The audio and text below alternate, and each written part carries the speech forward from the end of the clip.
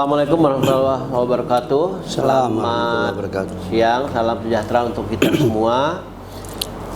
Lanjut Kiai di segmen terakhir nih Kiai. Yes, kita akan membahas tentang aktualisasi Islam Wasatiyah dalam kehidupan bermasyarakat di Kalimantan Barat. Kiai.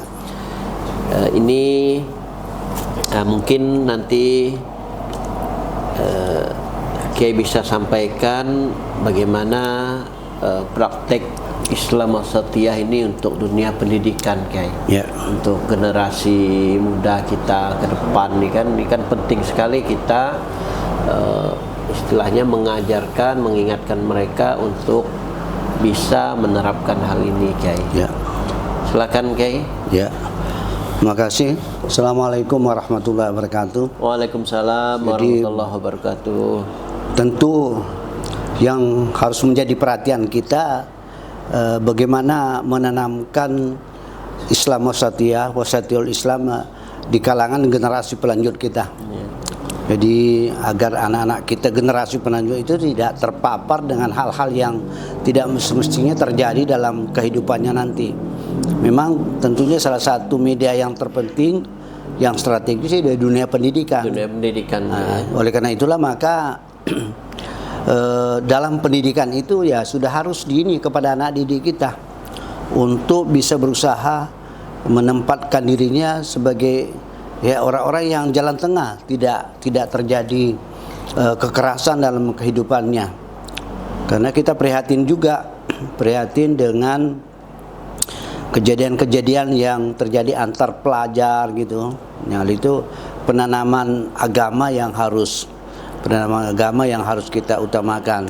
Sehingga insya Allah ketika kita mulai gembleng anak kita didik anak kita untuk cinta kerukunan, cinta harmonisasi tanpa mengorbankan akidah masing-masing.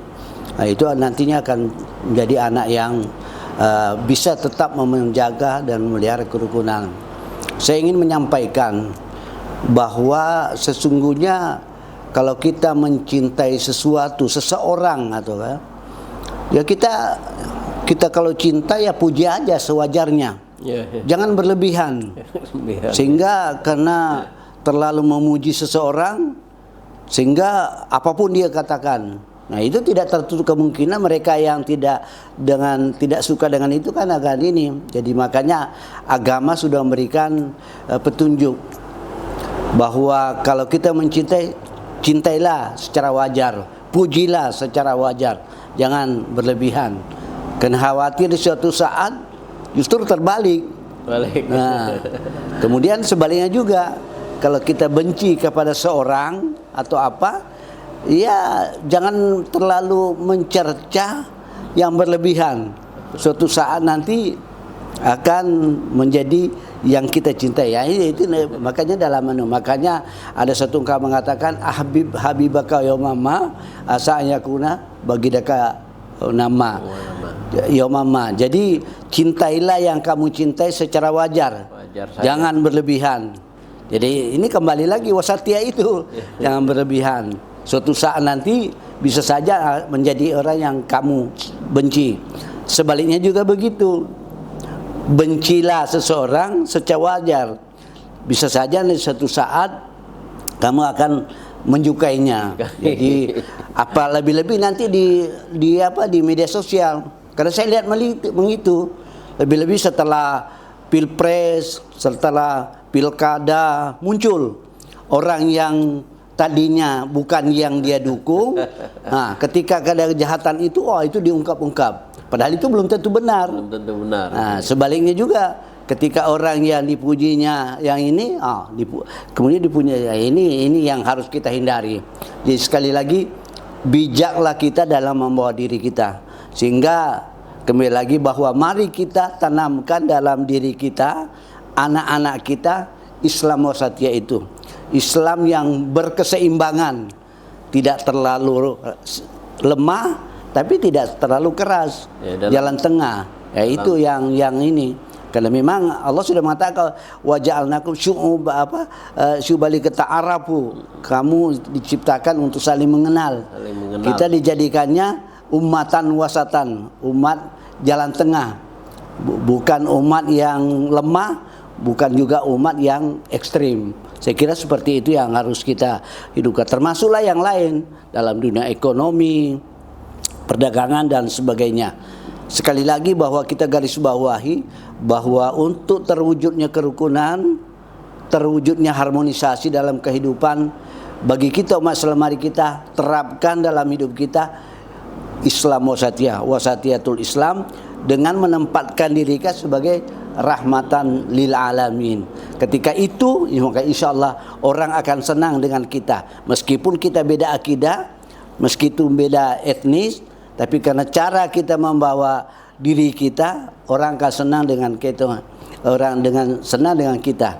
Kita harus menjadi orang yang mendatangkan manfaat kepada yang lain. Kata Rasulullah, khairukum anfa'ul linnas, khairun nasi anfa'ul linnas. Sebaik-baik manusia yang bermanfaat kepada manusia yang lain. Bukan sebaliknya. Keberadaan kita justru menjadi mudarat kepada yang lain. Dan ingat Kiai ya, kalau tadi terkait lita'arafu itu iya. Itu kan ada di akhir ayat itu kan inna akramakum indallahi atqakum. Jadi yang paling mulia itu ya yang paling bertakwa. Ya, salah satu jalan tadi itu di awal Kiai ya, saling kenal mengenal. Mengenal. Kemudian ya wasatiyah juga kan dikenal juga sekarang ini Kiai kan lebih banyak bahasanya moderasi beragama kan? Itu yang tren lah. Kemudian ini Kiai untuk ya mungkin ekonomi ini menjadi perhatian khusus saat sekarang karena memang dunia istilahnya dalam masa yang lumayan hiruk pikuk dunia ini luar biasa, apalagi kita di Indonesia sekarang ini kan ada efisiensi segala macam, tetapi sebagai bagian dari rakyat Indonesia atau umat Islam itu sendiri mesti selalu bisa memberikan kontribusi terkait pembangunan atau perekonomian. Nah, kira-kira apa yang Kiai perlu sampaikan terkait bagaimana sih atau apa yang bisa dilakukan umat Islam untuk mendukung perekonomian, mendukung pembangunan di Kalimantan Barat? Ya, memang itu juga salah satu yang menjadi perhatian dari Majelis Ulama, sehingga dalam penyusunan komisi itu ada satu komisi pemberdayaan ekonomi umat. Pemberdayaan ekonomi umat. Ada jadi komisi itu, sendiri. Ada komisi sendiri gitu. Mengajak bahwa kita itu dalam kehidupan itu ekonomi kita pentingkan. Termasuklah kepada ya jamaah masjid. Jamaah masjid. Jadi kita punya kewajiban memakmurkan masjid. Ya kan? Dengan berbagai strategi, berbagai cara kita makmurkan masjid. Tapi sebaliknya sesuai dengan arahan dari Ketua Dewan Masjid Indonesia Pak JK, bahwa masjid juga harus bisa memakmurkan jamaah. Jadi ada timbal balik di situ, sehingga ekonomi umat akan maju. Tidak usah terlalu mempermasalahkan muncul pedagang-pedagang. Ya silakan aja sama-sama berkompetisi, tetapi yang secara sehat. Tapi kita binalah umat kita. Nah, salah satu hal-hal yang perlu menjadi perhatian kita sesuai dengan Undang-Undang Nomor 33 tahun 2014 tentang jaminan produk halal. Kita arahkan umat kita untuk ya sedikit agak selektif lah mengkonsumsi suatu makanan atau menggunakan satu hal lain gitu. Ya perhatikanlah yang halal itu, karena memang sejatinya bahwa halal itu memang sudah menjadi diperintahkan. Ya ayyuhan nas kulu mimma fil ard halalan thayyiban.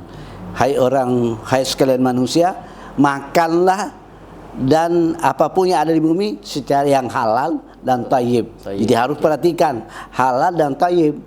Jadi jangan kita terlalu ceroboh mengkonsumsi sesuatu.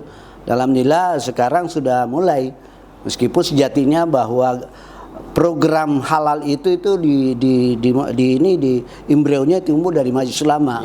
Tahun 85 digerakan bahwa harus kita konsumsi, karena ketika kita mengkonsumsi makanan yang tidak halal, kata Rasulullah, kullu lahmin nabata minal haram pannaru aulalah.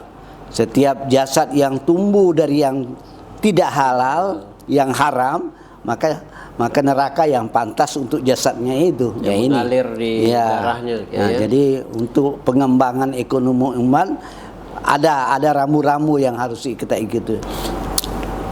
Jadi pemirsa sekalian, tadi kita sudah singgung ya terkait ekstremisme, radikalisme, kemudian ya terkait terakhir tadi terkait dengan halal ya. Nah ini juga merupakan amanah, selain memang amanah agama, kewajiban dari agama juga memang kewajiban dari negara ya.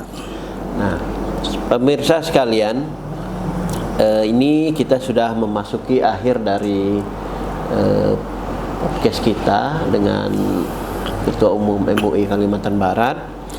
Mungkin sebagai penutup Kiai, apa yang mau Kiai sampaikan Kiai? Mungkin singkat saja Kiai. Iya. Saya kira kembali kepada topik yang kita bicarakan, masalah kerukunan dan harmonisasi, maka saya mengajak kepada kita semua, mari kita jaga kerukunan kita, mari kita tanamkan harmonisasi dalam kehidupan kita, tanamkan dalam diri kita bahwa damai harmonis itu indah dan enak, menyenangkan buat kita.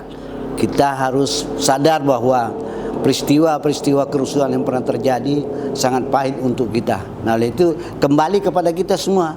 Kita siap mulai dari elit-elit sampai kepada akar rumput.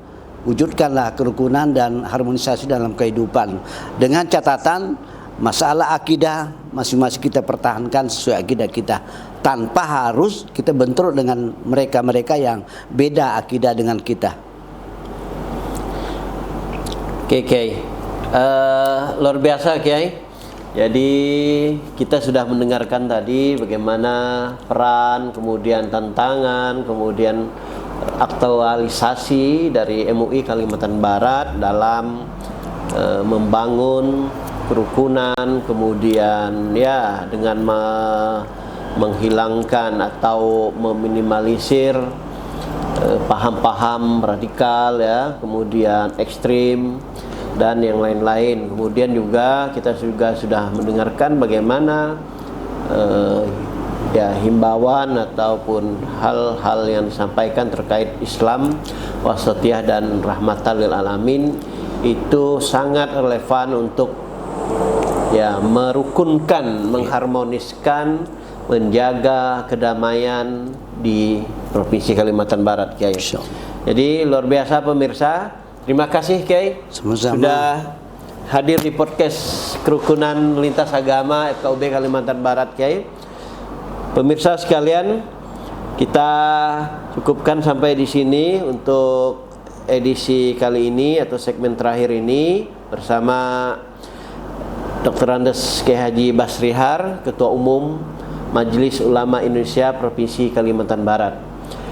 Kurang lebih mohon maaf. Wassalamualaikum warahmatullahi wabarakatuh. Selamat siang, salam sejahtera untuk kita semua. Salam, Om Swastiastu, Namo Buddhaya, salam kebajikan. Saya kira itu. Assalamualaikum warahmatullahi wabarakatuh. Salam.